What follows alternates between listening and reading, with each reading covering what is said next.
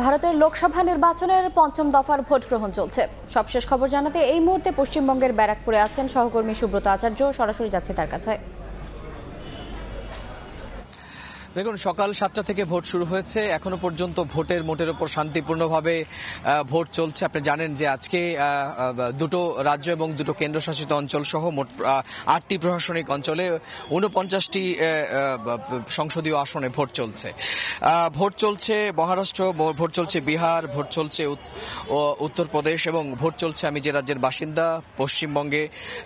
সকাল 7টা থেকে একই রকমভাবে কোনো রকম বিরতি ছাড়া এই ভোট চলবে সন্ধে 6টা পর্যন্ত। আপনি জানেন যে পশ্চিমবঙ্গে আজকে 7টি সংসদীয় আসনে ভোট চলছে। তার মধ্যে অবশ্যই ব্যারাকপুর, বনগাঁ, উলুবেড়িয়া, হাওড়া, হুগলি এটি উল্লেখযোগ্যভাবে। আজকের সকাল থেকে এখনো পর্যন্ত যে ভোটের হার, দুপুর 1টা পর্যন্ত নির্বাচন কমিশন সার্বিকভাবে যেটি বলছে যে গোটা দেশের নির্বাচনের যে সেই পরিসংখ্যান সেটি 36.92% এবং রাজ্যে সার্বিকভাবে 48.50% কি ভোট পড়েছে। আপনি জানেন যে সকালবেলাও বলেছিলাম যে খানিকটা আকাশের মুখ ভার, কিছুটা বৃষ্টি হয়। বাকি অন্য আপনি জানেন যে এর আগে 4 দফায় ভোট হয়েছে পশ্চিমবঙ্গ এবং ভোটের যে হার সেটি কিন্তু অনেক ভালো ছিল।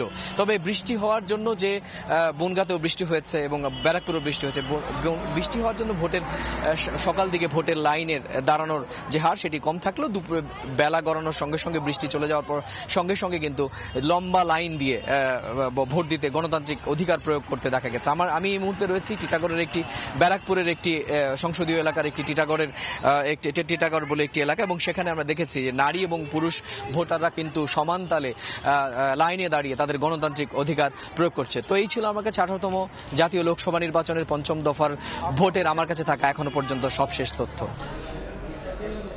আমরা সরাসরি যুক্ত ছিলাম পশ্চিমবঙ্গে।